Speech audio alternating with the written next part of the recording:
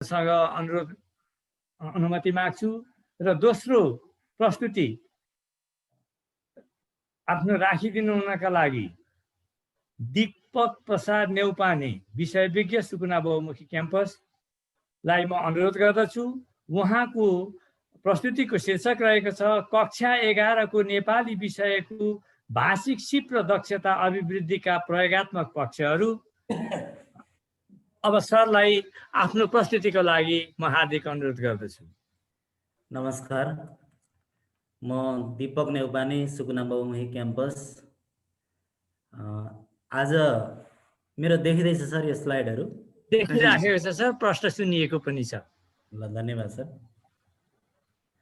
यो सुकुना बहुमुखी क्याम्पस र पाठ्यक्रम विकास केन्द्रको सह-आयोजनामा कक्षा 11 को अनिवार्य नेपाली विषयको पाठ्यक्रम प्रबोधिकरण कार्यक्रम अन्तर्गत आज हामी तेस्रो सत्रमा छौँ, तेस्रो दिनमा छौँ।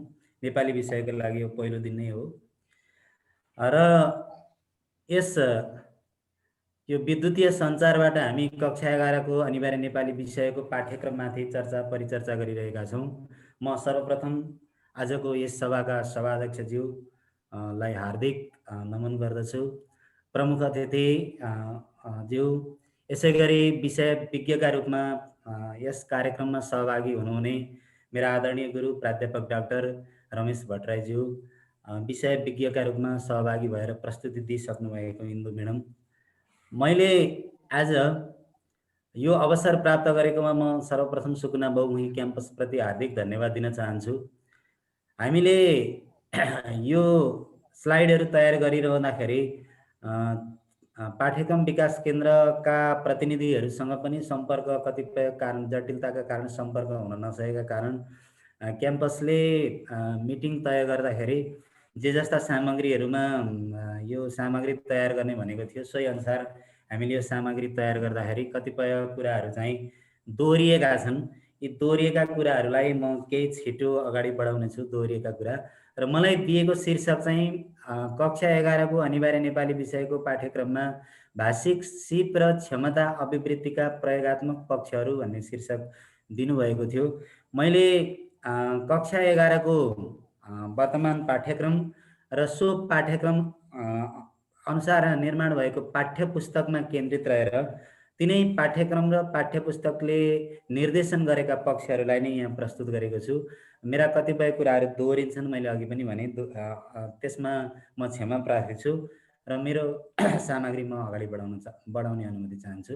र यो सामग्री हामीले विशेष गरी यस क्याम्पसबाट म दीपक नेउपाने, गेन्द्र खनाल र उमादेवी गुरागाई तीनजनाको संयोजनमा यो सामग्री हामीले तयार पारेका हौँ र म यसलाई छोटो समयमा नै प्रस्तुत गर्ने अनुमति चाहन्छु। कक्षा 11 को यो 11 तथा 12 को अनिवार्य नेपाली पाठ्यक्रम जुन आएको छ यो राष्ट्रिय पाठ्यक्रम प्रारूप 2076 अनुसार आएको छ र यही पाठ्यक्रम अनुसार पाठ्य पुस्तक बनेको छ र यी दुईटै सामग्री अहिले प्रिन्टेडकै रूपमा प्रिन्ट भएर नै छापिसकेका छन्, प्रकाशित भइसकेका छन्।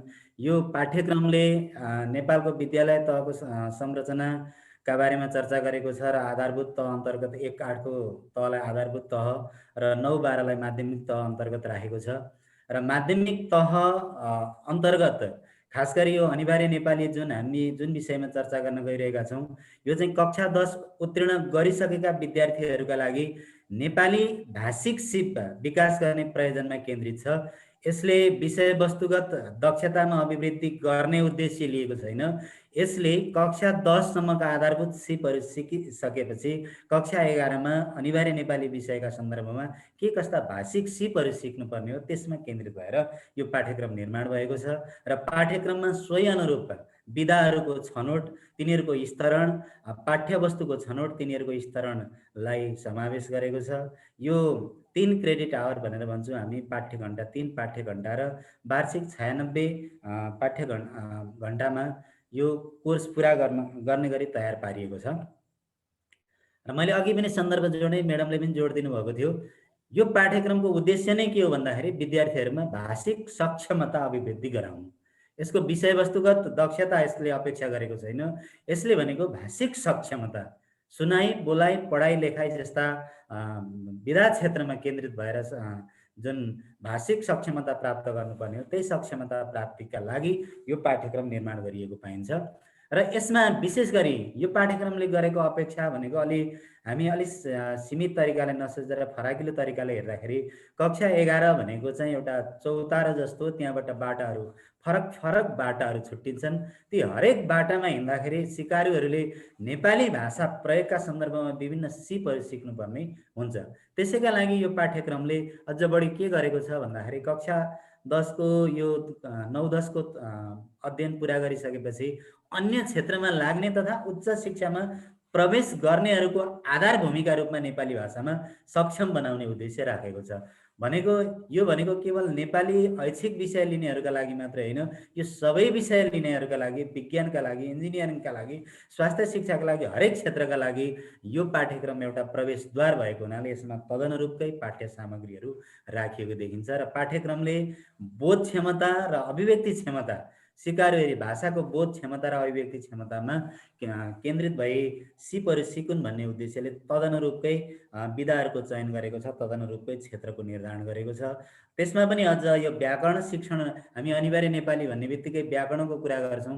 त्यो व्याकरणलाई पनि केवल व्याकरणका लागि नभएर कार्यमूलक ढङ्गले भाषिक सिप सिकाउने उद्देश्यमा नै केन्द्रित भएर व्याकरणात्मक पाठ्यवस्तुलाई पनि यो पाठ्यक्रमभित्र समावेश गरिएको छ। त्यसै गरी सिकाइ सहजीकरण प्रक्रिया परम्परागत पाठ्यक्रमभन्दा यो निकै बिल्कुल फरक खालको छ। किनभने परम्परागत पाठ्यक्रममा परियोजना कार्यलाई हदैसम्म सीमित थोरै परियोजना कार्य गर्नका लागि निर्देशन गरिए पनि त्यसलाई व्यापक बनाइएको थिएन। यो मूल्याङ्कन विधि पनि भाषिक सिप विकासमा नै केन्द्रित छ। किनभनेदेखि आन्तरिक मूल्याङ्कन प्रणाली हाम्रो नेपाली विषयमा, अनिवार्य नेपाली विषयमा आन्तरिक मूल्याङ्कन प्रणाली त्यो निर्माणात्मक मात्रै थियो, तर निर्णयात्मक प्रकृतिको आन्तरिक मूल्याङ्कन प्रणालीको व्यवस्था नभइरहेका सन्दर्भमा यो पाठ्यक्रम केही बढी उदार र हाम्रा सिकारुहरूका अपेक्षाहरू पुरा गर्ने उद्देश्यमा केन्द्रित भएको छ। र यसमा विशेष गरी अब प्राथमिकताका पक्षहरू यस पाठ्यक्रममा विशेष गरी यो जीवनोपयोगी एवं सक्षमतामा आधारित, अघि म्याडमले पनि भन्नुभयो, विभिन्न किसिमका 12वटा त यहाँ पाठहरू दिएका छन्, त्यसका बारेमा चर्चा भइसकेको छ। म केही कुरा जोड्ने छु। 12 किसिमका पाठहरू र कुनै पनि निबन्ध दोहोऱ्याइएको छ, कथाहरू दोहोरिएका छन्, तर विषय क्षेत्र फरक छ। तर नभएदेखि हरेक पाठहरू 12वटा पाठलाई 12 किसिमका भाषिक सिपहरू अभिवृद्धि गर्ने उद्देश्यमा केन्द्रित छ। कार्यमूलक व्याकरणको निर्माण गरिएको छ र स्तर अनुरूपका पाठ्यवस्तुको छनौट र स्तरणमा जोड दिएको छ। अथवा माध्यमिक तहसम्म, कक्षा 10 सम्म हिजो विद्यार्थीहरूले के सिके त्यस आधारमा मात्रै कक्षा 11 को र कक्षा 12 को पाठ्यक्रमको पाठ्यवस्तुको स्तरण गरिएको छ, छनौट गरिएको छ। र मैले अघि पनि जोडेँ, यो सिकाइ सहजीकरण नितान्त विद्यार्थी केन्द्रित छ, विद्यार्थीले आफै गरेर सिक्ने प्रकृतिको छ। र प्रयोजनपरक भाषिक सिप विकास गर्ने, निबन्ध लेख्न सिकाउने मात्रै होइन, तपाईँको व्यावहारिक लेखनका पाठाहरूलाई पनि यस पाठ्यक्रममा समावेश गरिएको छ। र यसलाई परियोजना कार्यका रूपमा विद्यार्थीहरूले खोजपरक परियोजना कार्यका रूपमा यसलाई अगाडि बढाउने गरी यो समावेश गरिएको पाइन्छ। त्यसै गरी यो सृजनात्मक भाषिक अभ्यासमा समेत केन्द्रित छ। कतिपय निबन्ध हेरेर निबन्ध लेख्ने, कविता हेरेर कविता लेख्ने, जीवनी हेरेर जीवनी बनाउने, यो सृजनात्मक भाषिक क्षमता अभिवृद्धिमा पनि यो केन्द्रित छ। विद्यार्थीहरूलाई बढी मात्रामा भाषिक सामर्थ्य, आन्तरिक भाषिक क्षमता, त्यो भाषिक सामर्थ्यको अभिवृद्धि गर्ने उद्देश्यमा यो पाठ्यक्रम केन्द्रित भएको छ। भाषिक सम्पादन, उसलाई संज्ञानात्मक अथवा संज्ञानात्मक क्षमताको विकासका साथसाथै उसलाई बौद्धिक क्षमताको विकासमा पनि यो पाठ्यक्रमले जोड दिएको पाइन्छ। र बढी सिद्धान्तलाई बिल्कुल यो मनोवादी ढाँचामा निर्मित भएको पाठ्यक्रम भएको हुनाले सिद्धान्तभन्दा रचनालाई बढी रचनात्मक बनाउने प्रयास गरिएको छ। अब यसका दुर्गुण अथवा गुणका पक्षमा हामी नियमित रूपमा छलफल गरि नै रहन्छौँ। सैद्धान्तिक कुराका बारेमा कम चासो दिँदाखेरि हुने कमजोरीहरू एकातिर हेर्छौँ भनेदेखि र पनि विद्यार्थीलाई भाषै सिकाउने उद्देश्यमा यो आधारित रहेछ। र यो स्वतन्त्र पठन का लागि पनि हामी आन्तरिक परीक्षाका कुरा हेऱ्यौँ भनेदेखि स्वतन्त्र पठनबाट मूल्याङ्कन गर्ने आधार पनि यसमा दिएको छ। र यसले भनेको चाहिँ सिपगत सक्षमता परीक्षण गरेर मूल्याङ्कन गर्ने ढाँचा यसमा छ। र मलाई अलि बढी भाषिक सिपमा केन्द्रित भनेको हुनाले मैले यो पाठ्यक्रममा के कस्ता भाषिक सिपहरूको निर्धारण गरिएको छ भन्ने कुरालाई बढी जोडेको छु। यो पाठ्यक्रमले सुनाइ, बोलाइ, पढाइ, लेखाइ 4वटा भाषिक सिप सिकाउने उद्देश्य रहेको छ। यसमा सुनाइ सिप जम्मा 6वटा सिपहरू जस्तो उच्चारित हुने वर्णहरूको पहिचान गरी शुद्ध उच्चारण गर्न, विविध पाठ सञ्चार माध्यम र अन्य सामग्री सुनेर तार्किक प्रतिक्रिया व्यक्त गर्न, दिएका विषयमा शीर्षकमा समूहगत छलफल एवं प्रस्तुतिकरण गर्न, सन्दर्भ अनुसार गति यति लय मिलाई मौखिक अभिव्यक्ति गर्न, देखे सुनेका पढेका तथा अनुभव गरेका विषयलाई सिलसिला मिलाई प्रस्तुत गर्न, सामाजिक सांस्कृतिक सन्दर्भ वक्ताको अवस्था तथा संवेगका आधारमा प्रतिक्रिया दिन। यो सुनाइ र बोलाइ सिप अहिले हामी विद्यालय तहको यो माध्यमिक तहको कक्षा 11-12 को हामी यो पाठ्यक्रम नआए पनि कक्षा 11 का बारेमा लामो समयदेखि अभ्यास गरिरहेका छौँ। हामीलाई के थाहा छ भने विद्यार्थीहरूले शुद्धसँग सुन्न सकिरहेको छैन, शुद्धसँग उच्चारण गर्न सकिरहेको छैन। यो हाम्रो कक्षा 11 को शिक्षणमा तपाईँ हामी चुकेका हौँ कि तपाईँ हामीले पढाउन नसकेका हौँ कि विद्यार्थीले नसिकेको। अहिलेको सबैभन्दा ठुलो समस्या विद्यार्थी पढ्न जान्दैन, सुन्न जान्दैन, बोल्न जान्दैन। यसका लागि हामीले आगामी दिनमा यो पाठ्यक्रमलाई कार्यान्वयन गर्ने सन्दर्भमा एक पक्षमा बढी ध्यान दिनु आवश्यक छ। मैले पढाइका कुरामा जोडेँ, लिखित सामग्रीलाई गति यति लय मिलाई शुद्धसँग पढ्नु। यो पढाइ कक्षा 11 को विद्यार्थीको लागि त्यस्तो ठुलो कुरा होइन, किनभने मातृभाषी यहाँ पहिलो भाषाका रूपमा नेपाली सिक्ने विद्यार्थीहरू पनि हुन सक्नुहुन्छ, दोस्रो भाषाका रूपमा नेपाली भाषा सिक्ने विद्यार्थीहरू पनि यहाँ हुनुहुन्छ र विदेशी भाषाका रूपमा नेपाली सिक्ने विद्यार्थीहरू पनि आउनुहुन्छ। पहिलो भाषाका रूपमा नेपाली सिक्ने विद्यार्थीहरूका लागि पढाइ सिप त्यति जटिल नहोला भन्ने हाम्रो बुझाइ हो। तर अहिलेको सबैभन्दा ठुलो समस्या भनेको तपाईँ हामी अहिले यहाँ आज कति सहभागी भएका छौँ, विशेषज्ञहरू हुनुहुन्छ, सबैभन्दा ठुलो चुनौती भनेको कक्षामा उपस्थित भएका विद्यार्थीहरू मध्ये तपाईको लगभग 50% विद्यार्थीले गति यति लय मिलाएर पद्य कविता छोडौँ निबन्ध पनि पढ्न सकिरहेका छैनन्। यो पाठ्यक्रमले यो लिखित सामग्रीलाई शुद्धसँग गति यति लय मिलाएर पढ्न सक्ने सिपको विकास गर्ने उद्देश्य रहेको छ। त्यस्तै यो साहित्यिक तथा प्रयोजनपरक पाठहरू जस्तै प्राविधिक पारिभाषिक शब्द प्रयोग गरिएका पाठहरू अझ हाम्रो अहिलेको पाठ्यक्रममा हुन त कतिपय त्यस्ता आरोपहरू पनि आएका छन्। स्थापित लेखकहरूका सामग्रीहरू दिइएको छैन, देवकोटा नै छुट्नु भएको छ जस्ता कतिपय कुरा त आएका छन्। तर सबैभन्दा बढी महत्त्वपूर्ण कुरा मलाई चाहिँ के लागेको भने यो पाठ्यक्रमले, यो पाठ्य पुस्तकले प्रयोजनपरक पाठहरू, निश्चित प्राविधिक पारिभाषिक शब्दहरू प्रयोग गरिएका पाठहरूलाई राखेर त्यसका माध्यमबाट भाषिक सिप विकास गर्ने उद्देश्यमा मात्रै केन्द्रित भएको हुनाले यो साहित्यिक रचना अथवा प्रयोजनपरक पाठहरू पनि त्यसमा केन्द्रित भएको देखिएको मेरो अनुभव छ।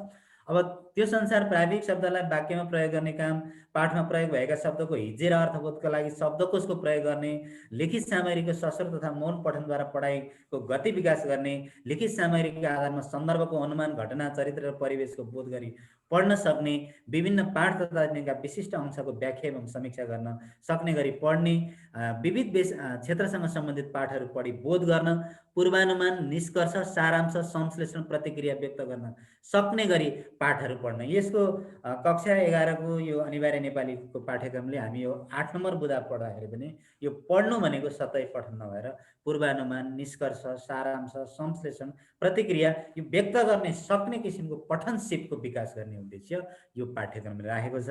अब यसले पनि जटिल पाठ्यवस्तुको होइन, त्यसका लागि पाठ्यवस्तुको स्तरण गरिएको छ। हामीले प्रश्नहरू दिँदाखेरि पनि तदनुरूपकै पाठ्यवस्तु हामीले दिन्छौँ। दृष्टांश अदृष्टांशबाट बोध गराउँदाखेरि पनि हामीले यो कुरालाई ध्यान दिनुपर्ने यो पाठ्यक्रमले निर्देशन गरेको देखिन्छ। अब लेखाइ सिपको विकासका लागि यो पाठ्यक्रमले अघि पनि कुरा आयो 12वटा पाठ छन्, विधा क्षेत्रहरू धेरै छन्।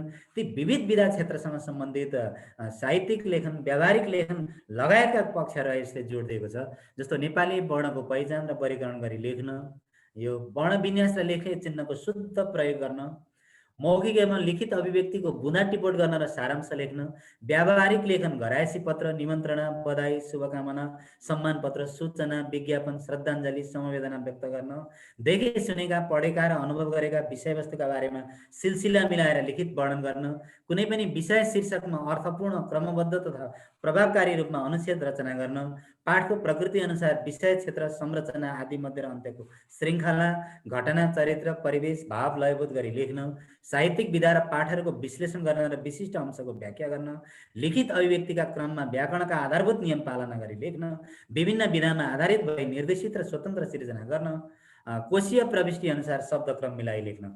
यी जति पनि यहाँ हामी देख्छौँ सबैभन्दा बढी चाहिँ लेखाइ सिपमा केन्द्रित यो पाठ्यक्रमले लेखाइ सिपसँग सम्बन्धित कुराहरूलाई बढी जोड दिएको देखिन्छ। यसले कृतिको समीक्षा गर्नदेखि लिएर यो व्यावहारिक लेखनदेखि लिएर हाम्रो दैनिक जीवनमा आइपर्ने विभिन्न प्रकृतिका लेखनसँग सम्बन्धित सिपहरूलाई पूर्णतया व्याकरणको पालना गरेर लेख्न सक्ने, त्यति मात्र नभएर यो कोशीय प्रविष्टि अनुसार शब्दक्रम मिलाएर लेख्न सक्ने, तपाईको पदक्रमको ढाँचा मिलाएर लेख्न सक्ने, निर्देशित स्वतन्त्र रचनाहरू सिर्जना गर्ने एउटा व्यापक उद्देश्य यो पाठ्यक्रमले लिएको देखिन्छ। किनभनेदेखि स्नातक तहमा पुगिसकेपछि पनि यी कतिपय कुराहरू दोहोरिन्छन्। त्यसलाई एउटा चक्रीय ढाँचाबाट पाठ्यक्रम स्नातक तहको पनि विश्वविद्यालय तहको पाठ्यक्रम छ, तर माध्यमिक तहको पाठ्यक्रममा पनि त्यो ढाँचा छ। त्यो ढाँचा अनुसार विद्यार्थीहरूले यी विविध सिपहरू सिक्नका लागि केन्द्रित हुनुपर्ने देखिन्छ। म यहाँ आज धेरै शिक्षक साथीहरू हुनुहुन्छ, हामी कतिपय शिक्षकहरू यस्ता छौँ कि पाठ्यपुस्तक देख्ने, पाठ्यपुस्तकको अपेक्षा हामी कम बुझ्छौँ र पाठ खरखर्ती पढाइदिँदा कतिपय कुराहरू छुटिरहेका हुन्छन्। यसप्रति हामीले सचेत रहनु आवश्यक छ। मैले केही कुरा तल पनि राखेको छु। अब भाषिक सिप विकासका प्रायोगिक पक्षहरू, यति भाषिक सिपहरू चाहिँ विकास गर्नुपर्ने उद्देश्य यो पाठ्यक्रमले राखेको देखिन्छ। सुनाइ, बोलाइ, पढाइ र लेखाइ सिपको विकासका लागि उपयुक्त पाठ्य सामग्री, पाठ्यपुस्तकमा उपयुक्त सामग्रीको व्यवस्था गरेको छ। पाठ्यक्रमले त्यही ढाँचाको निर्धारण गरेको छ। सिकाइ सहजीकरण प्रक्रिया सिप विकासमा केन्द्रित छ र मूल्याङ्कन पद्धति पनि सोही ढाँचामा केन्द्रित छ भन्ने कुरा म जोडिरहेको छु यहाँ। र यहाँ हाम्रो पाठ्यपुस्तकमा प्रत्येक पाठमा जम्मा 6वटा अभ्यास, नमुना अभ्यासका सामग्रीहरू दिएको छ। जस्तो प्रत्येक पाठमा शब्द भण्डार सम्बन्धी अभ्यास दिएको छ। बोध र अभिव्यक्तिसँग सम्बन्धित अभ्यासहरू, सबैभन्दा बढी अभ्यासहरू चाहिँ बोध र अभिव्यक्तिसँग दिएको छ। सुनाइ, बोलाइ, भाषा तत्व, सिर्जना र परियोजना र सुनाइ पाठ शीर्षकमा प्रायोगिक अभ्यासहरू दिएको छ। यी प्रायोगिक अभ्यासका माध्यमबाट भाषिक सिप विकास गर्ने उद्देश्य रहेको छ। मैले अघि पनि जोडेँ, सहजीकरण, सिकाइ सहजीकरण प्रक्रिया त्यसैमा केन्द्रित छ र विधाहरूको चयन पनि यिनै भाषिक सिप विकासमा केन्द्रित छ र मूल्याङ्कन पद्धति पनि केन्द्रित छ। अब म यी 6वटा चिजमा केन्द्रित भएर कसरी भाषिक सिप विकास गर्ने उद्देश्य राखेको छ त्यसमा म केन्द्रित हुन्छु। जस्तो शब्द भण्डार शिक्षण गरेर भाषिक सिप विकास गर्ने भन्ने देखिन्छ।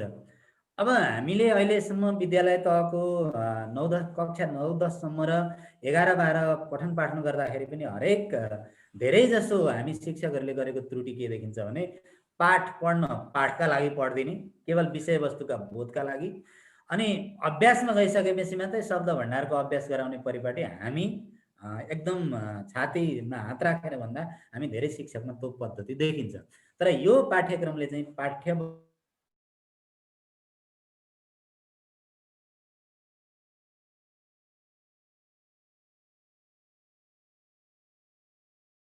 पहिचान गर्दै पाठको पढाइ, सुनाइ, बोलाइ, पढाइ, लेखाइका सन्दर्भमा नै ती सिपको विकास गर्दाखेरि यी कुरालाई ध्यान दिनुपर्छ भनेर निर्देशन गरेको छ। उच्चारण, अर्थबोध, सन्दर्भ अनुसार वाक्यमा प्रयोग गर्न लगाउने सिपको विकास गर्ने उद्देश्य छ र त्यो भनेको चाहिँ पाठ पढाउँदा नै हामीले त्यो गतिविधि गर्नुपर्छ। शब्द भण्डारको अभ्यासमा एउटा पाठमा पनि यो कुराको सङ्केत मिल्छ र शब्द भण्डारको अभ्यासमा पनि जोडा मिलाउने, विपरीतार्थक शब्दको पहिचान गराउने, वाक्यमा प्रयोग गर्ने, प्राविधिक शब्दको प्रयोग गरी अनुच्छेद लेख्न लगाउने, उखान टुक्काको पहिचान गर्ने, तिनलाई प्रयोग गर्ने, अनुच्छेद लेख्न लगाउने, वाक्य लेख्न लगाउने जस्तो यो शब्द भण्डारका क्रियाकलापहरू पाठ्यक्रमले गरेको छ। यो हामीले यी क्रियाकलापहरूलाई पाठ पढाउँदा कति सकिन्छ, जटिल शब्दहरूको अर्थबोध गराउने जति सकिन्छ र प्राविधिक पारिभाषिक शब्दहरूको प्रयोग गराउँदै पछि वाक्य गठन गर्न लगाउने चाहिँ अभ्यासका सन्दर्भमा गर्न सक्छौँ।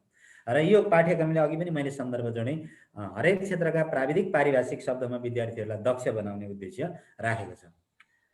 अब हामीले शब्द भण्डारको शिक्षण गर्दाखेरि यो पाठ पढाउँदा नै शुद्ध उच्चारण गराउने अभ्यास गराउनुपर्छ। विशिष्ट शब्दहरूलाई फरक फरक वाक्यमा प्रयोग गराउने अभ्यास गरायौँ भने हामीलाई सिकाइ सहजीकरण, विद्यार्थीलाई यो शब्द भण्डारसँग सम्बन्धित भाषिक सिप विकास गर्न सहज हुने देखिन्छ। अनि जटिल शब्दहरूको विषय क्षेत्रको पनि हामीले पहिचान गराउन आवश्यक छ। प्राविधिक तथा पारिभाषिक शब्दको प्रयोग गरी अनुच्छेद लेख्न लगाउनु पर्ने छ र यो शब्द भण्डारको अभ्यास गराउँदाखेरि यो विपरीतार्थक शब्द दिने, पर्यायवाची शब्द दिने, समावेशार्थकता, यी शब्दहरूको पहिचान गराउने काम हामीले गऱ्यौँ भनेदेखि शब्द भण्डारका तहमा विद्यार्थीहरूलाई दक्ष बनाउन सकिन्छ कि जस्तो लाग्छ। अहिले हाम्रो सबैभन्दा ठुलो जटिलता के छ भने विद्यार्थीहरूले शब्दको अर्थ दुःखसुख जान्दछ, तर त्यसलाई वाक्यमा प्रयोग गर्ने, त्यसलाई अनुच्छेदमा प्रयोग गर्ने काम चाहिँ निकै जटिल भएको मलाई पठन पाठनका सन्दर्भमा पनि अनुभूति भएको छ। र अब दोस्रो पाठ्यवस्तु जस्तो यो बोध र अभिव्यक्ति शिक्षणका प्रायोगिक पक्षहरू, बोध र अभिव्यक्ति शिक्षण पाठ्य पुस्तकमा नमुना अभ्यासका रूपमा छुट्टै दिइएको छ, तर हामीले गराउनु पर्ने के हो भन्दाखेरि पाठ पढ्दाखेरि नै त्यो बोध र अभिव्यक्तिसँग सम्बन्धित सामग्रीहरूलाई हामीले त्यहीँभित्र प्रयोग गर्न सक्यौँ र पछि पूरक सामग्रीका रूपमा मात्रै नमुना अभ्यास गराउन सक्यौँ भने अझ राम्रो। र कुनै विषयवस्तुका बारेमा जुन धारणा बनाइन्छ त्यो बोध हो र त्यो विषयवस्तुलाई अभिव्यक्त लेखेर अथवा बोलेर अभिव्यक्त गर्ने काम त्यो चाहिँ अभिव्यक्ति हो। त्यसमा यो पाठ्यक्रम बढी केन्द्रित छ, सबैभन्दा बढी यस क्षेत्रमा केन्द्रित भएको देखिन्छ। र यो यसैबाट सुनाइ, बोलाइ, पढाइ, लेखाइ चारवटै भाषिक सिपलाई एकीकृत रूपमा प्राप्त गर्ने, चारवटा भाषिक सिपमा दक्षता प्राप्त गर्ने उद्देश्यले यो दोस्रो सामग्री राखिएको देखिन्छ। र कक्षा 11 को पाठ्यक्रममा जम्मा म अलिकति विधाको कुरा गर्छु। कविता, कथा, निबन्ध, निबन्ध सांस्कृतिक, जीवनी, राष्ट्रिय, पत्र लेखन, घरायसी, कथा मनोवैज्ञानिक, निबन्ध प्राकृतिक, वस्तुपरक, लघु नाटक सामाजिक मनोवैज्ञानिक, रिपोर्टाजमूलक रचना स्वास्थ्य, योग तथा चिकित्सा, संवादात्मक रचना कृषि, वन तथा वातावरण, दैनिकी रचना पर्यटन र वक्तृत्वात्मक रचना जलस्रोत र ऊर्जा गरी 12वटा विधा तथा क्षेत्रसँग सम्बन्धित पाठहरूलाई पाठ्यवस्तु बनाउन निर्देशन गरे अनुरूप सोही बमोजिमका पाठहरूलाई पाठ्य पुस्तकमा समावेश गरिएको छ। पाठ्यक्रमले यी चिजको अपेक्षा गरेको छ, पाठ्य पुस्तकमा यिनै चिजहरू राखिएको छ र यिनै चिजका माध्यमबाट बोध तथा अभिव्यक्ति क्षमताको विकास गर्ने उद्देश्य राखिएको छ। मैले अघि पनि सन्दर्भ जोडेका थिएँ, निबन्ध दुईटा दोहोरिएका छन्, एउटा आत्मपरक छ, आत्मपरक सांस्कृतिक विषयवस्तुसँग सम्बन्धित, एउटा चाहिँ प्राकृतिक वस्तुपरक संरचनामा निर्मित छ, र कथा एउटा मात्र मनोवैज्ञानिक कथा र अर्को लघु नाटक समावेश गरेको छ। अब पहिलेको तुलनामा पहिलेको कक्षा 11 र 12 को गरेको हुनाले उपन्यासका खण्डहरू यसमा छैनन्, कक्षा 12 मा तिनीहरू समावेश गरिएको देखिन्छ। र यो भनेको चाहिँ के हो त भन्दाखेरि विविध विषय क्षेत्र भनेको 12वटा पाठहरू राखेर त्यो विषय क्षेत्रलाई यसले निर्देशन गरेको देखिन्छ। अब यसले कविता शिक्षणमा के गरेको छ भन्दाखेरि कविताको लय, भाषा सिकाउने, तिनीहरूका देशभक्ति, संस्कृति र भाषा सम्बन्धी पद्यांशको बोध गराउने, बोध क्षमताको विकास गर्ने उद्देश्य राखेको छ भनेदेखि कविताको लयबद्ध वाचन गर्ने सिपको विकास गराउने, कवितालाई गद्यमा रूपान्तरण गर्ने, कविता सिर्जना गर्ने, अनुकरणात्मक लेखन गर्ने जस्ता अभिव्यक्ति सिपको विकासमा यसले जोड दिएको छ। बोध भनेको लय सिकोस्, यहाँ एउटा झ्याउरे लयको एउटा मात्रै कविता छ, अब उसले लयबद्ध ढङ्गले कविता वाचन गर्न सिकोस् अनि देशभक्ति, संस्कृति र भाषा सम्बन्धी पद्यांशको बोध गर्न सकोस् भन्ने यो बोधसँग सम्बन्धित उद्देश्य राखिएको छ भनेदेखि अभिव्यक्तिमा चाहिँ लयबद्ध वाचन गर्ने, कवितालाई गद्यमा रूपान्तरण गर्ने, त्यसको अर्थापन गर्ने अनि सकेसम्म सरल ढाँचामा कविता लेखन सिपको यो सृजनात्मक अभ्यास अन्तर्गत राखिएको छ। मैले अघि सन्दर्भ जोडे एउटै वीर पुर्खा कविता समावेश गरिएको छ। अब कक्षा 11 मा कथा एउटा सामाजिक गाउँको माया र मनोवैज्ञानिक त्यो फेरि फर्केला दुई किसिमका कथाहरूको मात्र समावेश गरिएको छ र यसको उद्देश्य के हो भन्दाखेरि कथाको संरचना, विषयवस्तु कस्तो छ, अनुच्छेद योजना कस्तो छ, घटनाक्रमहरू कसरी आएका छन्, संवाद कस्तो छ, त्यसको भाषिक संरचना कस्तो छ त्यसको बोध गराउने र अब हामीले उनीहरूलाई चाहिँ कथाको घटनाको टिप्पण गर्न लगाउने, पात्रको चरित्र चित्रण गर्न लगाउने, छोटा छोटा लघु कथा अनुकरण गरेर लेख्न लगाउने अनि पढे लेखेका कथाहरू सुनाउन लगाउने, त्यो सिपको विकास गराउने उद्देश्य चाहिँ यो कथाका माध्यमबाट यो सिपको विकास गराउने उद्देश्य राखेको देखिन्छ। त्यस्तै गरी निबन्ध, यो निबन्ध भनेको सबैभन्दा बढी महत्त्वपूर्ण विधा हो। अब यहाँ मैले भन्नै पर्छ के भन्दाखेरि पाठ्यवस्तुका रूपमा 2वटा निबन्ध छन् र बाह्य परीक्षाका लागि 8 अङ्क 8% भने पनि हो 8 अङ्क निर्धारण गरेर निबन्ध लेखन भनेर छुट्याएको छ। हाम्रो अधिकांश हामी पढाउनेले के गर्छौँ भनेदेखि यी 2टा पाठमा भएका निबन्धहरू त पढाउँछौँ, तर निबन्ध लेखनका अभ्यासहरू हामी अत्यन्तै सीमित कम गराइरहेका छौँ र यो निबन्ध पढाउनुको उद्देश्य भनेको चाहिँ जो संस्कृतिको क्षेत्रको एउटा आत्मपरक निबन्ध, संस्कृति सिकाउनु भन्दा पनि आत्मपरक ढाँचामा एउटा निबन्ध कसरी लेख्न सिकाउने अर्को भनेको वस्तुपरक ढाँचामा चाहिँ यो निबन्ध लेख्न कसरी सिकाउने, त्यसका नमुना निबन्धहरू यिनीहरू हुन् भनेर निबन्ध लेख्न चाहिँ हामीले बढी सिकाउनु पर्ने यो पाठ्यक्रमले अपेक्षा गरेको छ। जस्तो निबन्धको संरचना, अनुच्छेद योजना, विषयको प्रस्तुतिको क्रम, भाषा शैली, यसको बोध गराउने, निबन्धमा वर्णित मुख्य विषयवस्तुको बुझा टिपोट गराउने, सार लेख्न लगाउने, स्थानीय समाजमा प्रचलित चाडपर्वको वर्णन गरी निबन्धै लेख्न लगाउने। यो पाठ्यक्रमको उद्देश्य नै के हो भने तपाईँ एउटा संस्कृतिसँग सम्बन्धित निबन्ध, दसैँको बारेमा निबन्ध, लोसारको बारेमा निबन्ध लेख्न लगाउने, प्रकृतिको बारेमा, मेरो देशका बारेमा निबन्ध लेख्न लगाउने, यसको निबन्ध लेख्न लगाउने। यो अझ के छ भने यसले भन्छ भने परियोजना कार्य मार्फत यसलाई समालोचनात्मक चिन्तनसहित निबन्ध लेख्ने क्षमताको विकास भयो भनेदेखि विद्यार्थीहरूले भोलि योभन्दा माथिल्लो तहमा गएर एउटा अभिव्यक्ति क्षमतामा विकास गर्न सक्छन् भन्ने उद्देश्य यो पाठ्यक्रमले राखेको देखिन्छ। अब एउटा राष्ट्रिय जीवनी, योगमाया शीर्षकको एउटा जीवनी समावेश गरेको छ। यसको उद्देश्य पनि जीवनीको संरचनाको बोध र जीवनी लेखन ढाँचाको लाई अनुभूत गरेर उसले एउटा जीवनी तयार पार्ने क्षमताको विकास। जीवनीमा प्रस्तुत घटनाक्रमको वर्णन, आफ्नो समाजमा प्रतिष्ठित कुनै व्यक्तिको जीवनी लेखन। यो पाठ्यक्रमले पनि परीक्षामा पनि पछि सायदै बुँदा दिएर त्यसको जीवनी तयार पार्ने अभ्यासहरू आउन सक्लान्। भनेपछि यो पनि भाषिक सिपको विकासमा केन्द्रित देखिन्छ। कक्षा 11 मा लौ आयो ताजा खबर शीर्षकको लघु नाटक छ। अब यसको उद्देश्य के भन्दाखेरि नाटकीय संरचनाको बोध हो। एउटा संवादको संरचना कस्तो हुन्छ, त्यसमा पात्रहरू कसरी आउँछन्, चरित्रहरू कसरी आउँछन्, त्यसको बोध गर्ने र नाटकका घटनाहरूको चित्रण गर्ने, पात्रहरूको चरित्र वर्णन गर्ने र एउटा संवादात्मक अभिनय गर्ने, संवाद लेख्न सक्ने अथवा प्रतिवेदन यिनीहरूका बारेमा एउटा प्रतिवेदन बनाउन सक्ने क्षमताको विकास गर्ने उद्देश्यले यो लघु नाटक विधालाई समावेश गरिएको छ। त्यसै गरी कक्षा 11 को यो अनिवार्य नेपाली पाठ्यक्रममा साथीलाई चिठी, एउटा घरायसी चिठीको नमुना दिएको छ। त्यो घरायसी चिठी मार्फत पत्र लेखनको संरचनाको बोध गर्ने, त्यसको विषयवस्तु, प्रस्तुतिक्रम, ढाँचा, भाषा शैली र अभिव्यक्ति क्षमतामा चाहिँ यी पत्रका विभिन्न व्यावहारिक लेखन पनि हामी भन्छौँ यसलाई। यो व्यावहारिक लेखनभित्रका पत्रको संरचना कस्तो हुन्छ त्यसको बारेमा जानकारी लिने, अनि विषयवस्तुको कसरी प्रस्तुत गर्ने, अनि त्यो ढाँचामा पत्र लेख्ने, निमन्त्रणा पत्र बनाउने, बधाई, शुभकामना, अभिनन्दन पत्र, सम्मान पत्र, सूचना, विज्ञापन, श्रद्धाञ्जली, समवेदना, यिनीहरू लेख्ने सिपको विकास गराउने। विद्यार्थीहरूलाई यो आफै लेखेरै देखाउने हो। विद्यार्थीले त्यो सिपको विकास गराउने उद्देश्य यो पाठ्यक्रमले राखेको छ। हामीले अभ्यास गराउँदाखेरि पनि विद्यार्थीलाई अहिले धेरै सजिलो छ। अहिलेको सजिलो के हो भन्दाखेरि परियोजना मार्फत विद्यार्थीहरूको भाषिक सिपको मूल्याङ्कन गर्नका लागि हामीले आन्तरिक एउटा मूल्याङ्कन प्रणाली दिएको छ। यसमा हामीले यी सबै चिठीहरू अभ्यासका रूपमा लेखेर लिएर आऊ भनेर परियोजना कार्य दियौँ भने विद्यार्थीले छिटो सिक्छ जस्तो मलाई लाग्छ।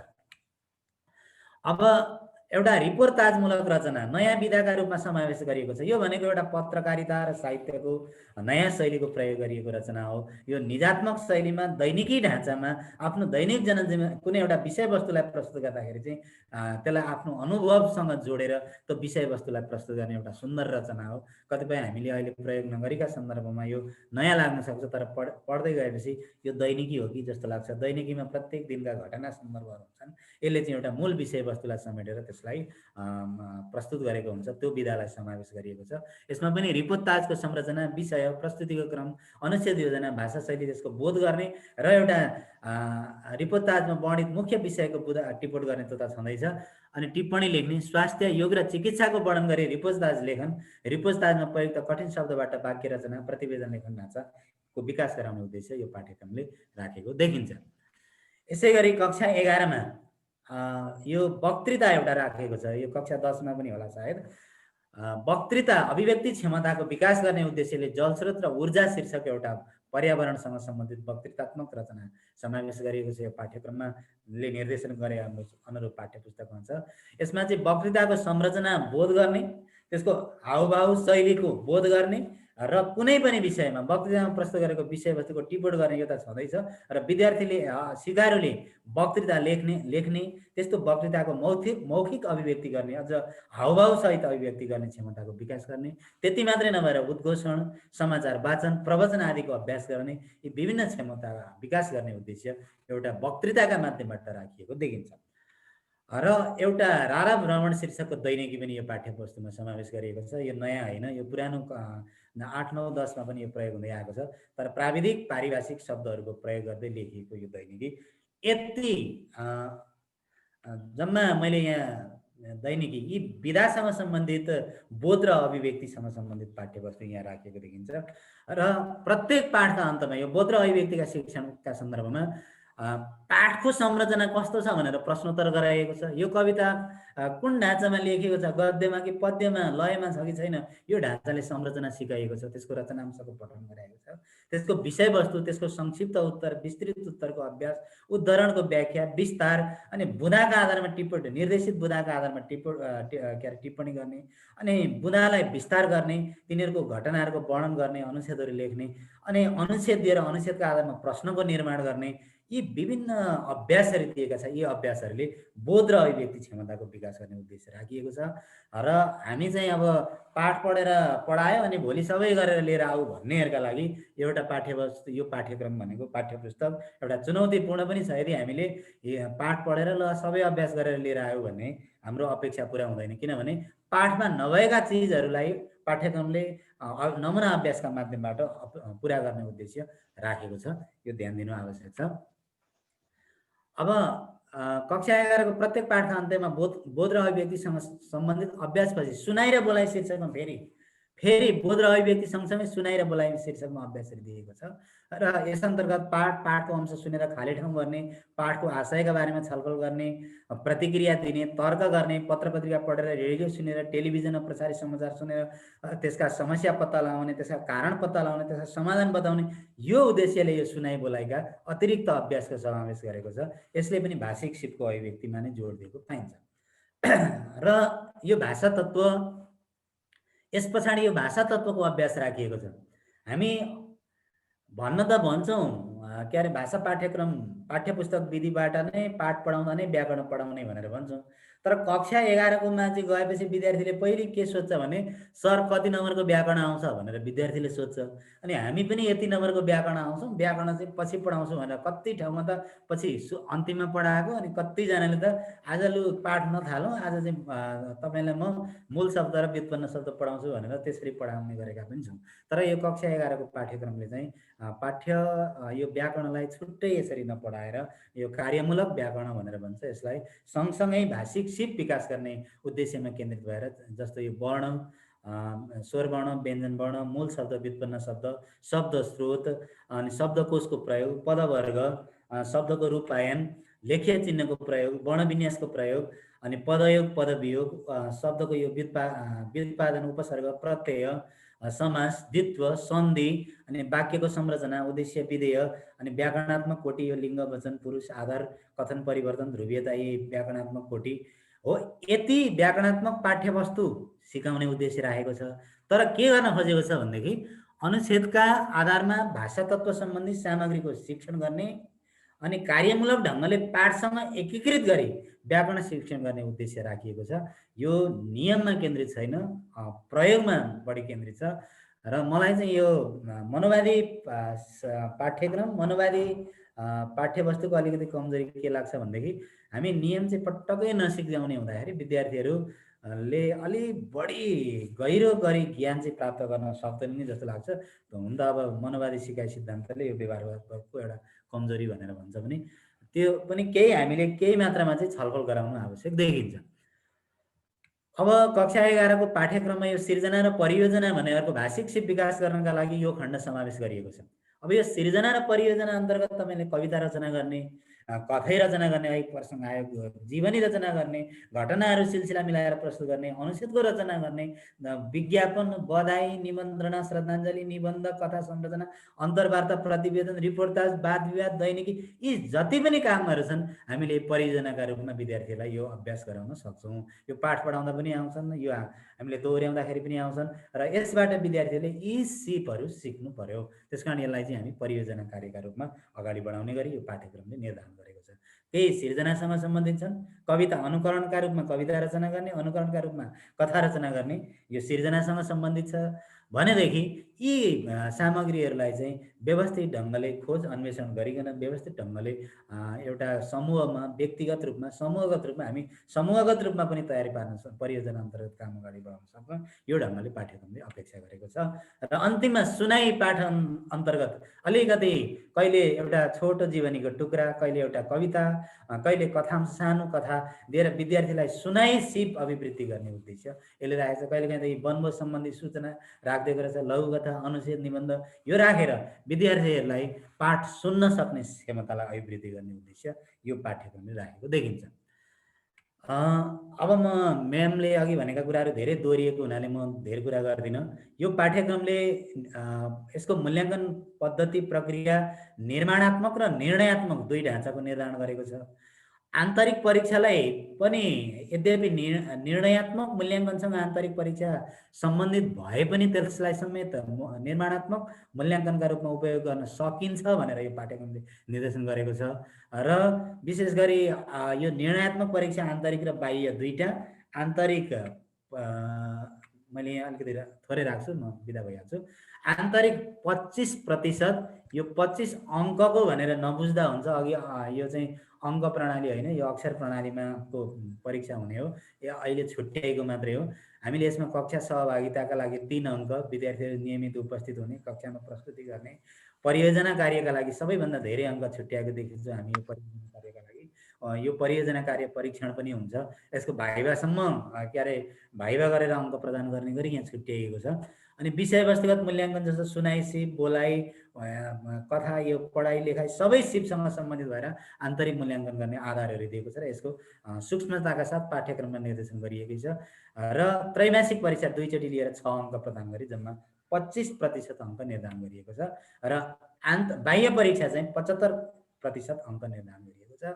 यो लगभग हिजो अस्तिको कक्षा 11कै ढाँचामा यसको निर्धारण गरिएको छ। मैले विशिष्टीकरण तालिका चाहिँ प्राप्त गर्न सकेको छैन, सायद विशिष्टीकरण तालिका प्राप्त हुन्छ नै होला। र म अब अन्तिममा थोरै कुराहरू मात्रै राख्छु, मेरो धेरै छैन। अब यो कक्षा 11को अनिवार्य नेपाली पठन पाठनका केही चुनौतीहरू मैले केही बुँदामा राखेको छु। यो मैले भन्दै गर्दाखेरि सबैलाई हो कि लाग्छ कि, र यसको समाधान चाहिँ कसरी गर्ने भन्ने सायद मेरा आदरणीय गुरु रमेश सर हुनुहुन्छ, उहाँले पनि यी कुराहरू अलिकति जोड दिनुभयो भनेदेखि अहिले हामीले नेपाली विषयलाई व्यवस्था गरेर पढाउने यो समस्या समाधान भएर विद्यार्थीहरूले अलिक सिक्थ्यो कि भन्ने मेरो अपेक्षा छ। जस्तो नेपाली विषयप्रतिको उपेक्षा, अहिले सबैभन्दा ठुलो कुरा के हो भने शिक्षक के भन्छ, अझ विषय शिक्षकै पनि के भन्छ भनेदेखि विद्यार्थी त्यत्तिकै पास भइहाल्छन् नि, किन टाउको दुखाउने, यो मान्यता धेरैको छ। विद्यार्थी के भन्छ भने नेपाली विषय पास हुन पढ्नै पर्दैन। यो विज्ञान मैले यो विज्ञान संकायका विद्यार्थीहरूलाई कक्षा 11को 1-2 वर्षदेखि पढाइरहेको छु। विद्यार्थीले मलाई पहिलो दिन नै दिने जवाफै यही हो, नेपाली पास हुन के पढिराख्नुपर्छ सर, हाम्रो साइन्स कति पढ्नुपर्छ भन्छन्। तर यो व्यावहारिक लेखनका कुरामा गएपछि उनीहरू चिप्लिन्छन्। अझै अब यो प्रशासनलाई दोष दिएको त होइन, प्रशासनले घन्टी त निर्धारण गर्छ, तर कहिलेकाहीँ नेपाली विषयको चाहिँ क्लास भइरहेको छैन भनौँ भने उहाँहरूको जवाफ पनि के चाहिँ हुन्छ भने नेपाली विषयको लागि त्यति चिन्ता लिनु पर्दैन, सरले 1-2 दिनमै सकिहाल्छ। यो विषयलाई यति कमजोर ठानिएको छ। तर यसको उपलब्धि हेऱ्यो भनेदेखि चाहिँ अहिले हाम्रो तहमा पुगेका हामी पनि एउटा समवेदना पत्र लेख्नु पर्यो भनेदेखि त्यो फोटोकपी सेन्टरमा जान्छौँ र पुरानो निकाल्न भन्छौँ, त्यो समस्यामा हामी छौँ। यो सबैले अनुभव गर्ने विषय हो। अब अर्को पाठ्यक्रमको अपेक्षामा ध्यान नदिने प्रवृत्ति हाम्रो सबैभन्दा बढी हो कि मलाई लाग्छ। जस्तो म नेपाली विषयको विषय शिक्षक भएँ भनेदेखि मैले पाठ्य पुस्तक भेट्छु, यो नै मेरो सर्वस्व भन्छु र पाठ्य पुस्तकको पेज नम्बर आज 25 पेज पुग्यो, भोलि 27 पेज मात्रै भन्न जान्दछु। तर पाठ्यक्रमले कुन कुन कुराको अपेक्षा गरेको छ भन्ने कुरामा चाहिँ हामी कम मात्रैमै सचेत हुन्छौँ कि त्यसप्रति सचेत हुन आवश्यक छ जस्तो मलाई लाग्छ। अर्को सिकाइ सहजीकरण प्रक्रिया पूर्णतः शिक्षण, यो शिक्षक माफ गर्नुहोला, मैले शिक्षक लेखेँ नै शिक्षण भएछ।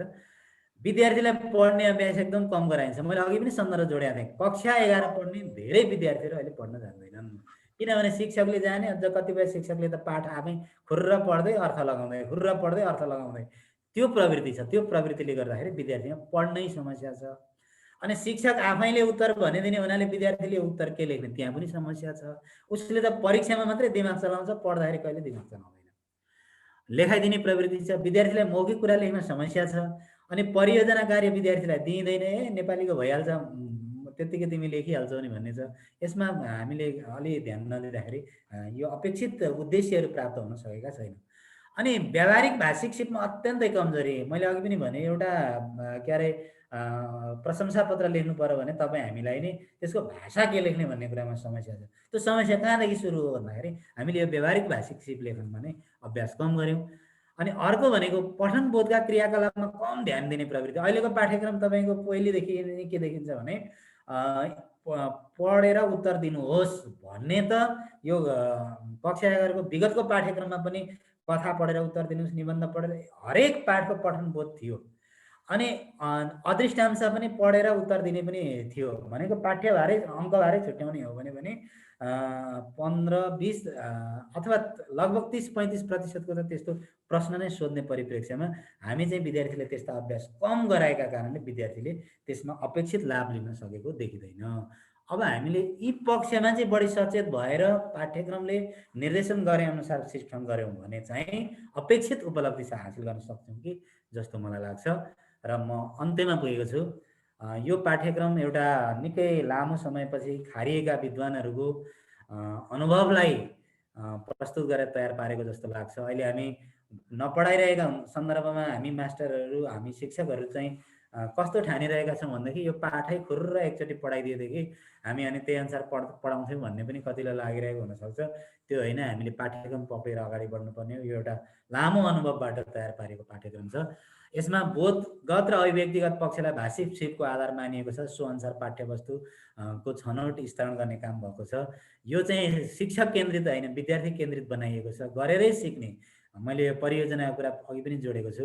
यो एकीकृत भाषिक सिपहरूलाई सुनाइ छुट्टै, बोलाइ छुट्टै, पढाइ छुट्टै पनि होइन, वाक्यमा प्रयोग छुट्टै अनि शब्द अर्थ छुट्टै होइन, यी सबै कुरालाई एकीकृत ढङ्गले विकास गर्ने यो निर्माण गरिएको छ। सृजनात्मक सिपलाई प्राथमिकतामा राखिएको छ, व्यावहारिक सिपलाई पनि राखिएको छ। अनि विविधतापूर्ण पाठ्यवस्तुका माध्यमबाट भाषिक सिपको विकास गर्ने उद्देश्यमा केन्द्रित छ। भाषासँग भाषा तत्त्वलाई समावेश, पाठसँग भाषा तत्त्वलाई अतिरिक्त होइन, पाठसँग जोडेर हेर्ने गरी राखिएको छ। भूमिका अभिनय, यो अभिनयलाई पनि भाषिक सिपको माध्यम बनाइएको छ।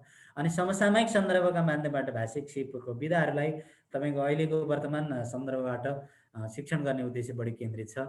सीमित पाठबाट अनेक सन्दर्भात्मक प्रस्तुतिको अपेक्षा गरिएको छ। हामीले एउटै पाठ हेऱ्यौँ भनेदेखि तपाईँको शब्द भण्डार, बोध, अभिव्यक्ति, ती मैले जोडेको कुरा त्यही हो।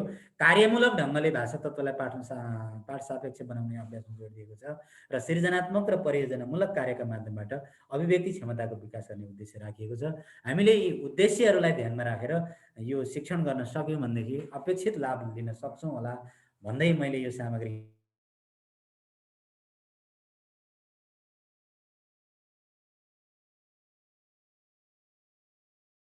निर्माण गर्ने पक्षसँग सम्बन्धित नभएर यो भनेको एउटा नितान्त शिक्षण गर्ने एउटा शिक्षकको दृष्टिकोणबाट मात्रै यो सामग्री मैले यहाँ बनाएको छु।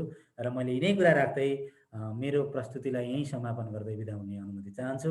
र केही कुरा भए म पछि उपस्थित हुने नै छु। हस्त, धन्यवाद, नमस्कार। धन्यवाद दीपक सर।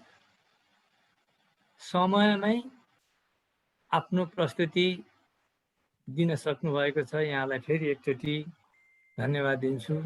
अत्यन्त व्यावहारिक रूपबाट आफ्नो कार्यपत्र प्रस्तुत गर्नुभएको छ। र अब म अलिकति यो हामीले हाजिर गराउन छुटाएका छौँ भने हाजिर गरिदिनु हुनका लागि अनि प्रमाणपत्रका लागि आफ्नो इमेल सही छ छैन जाँचेर उपलब्ध गराइदिनु हुनका लागि अनुरोध गर्दछु।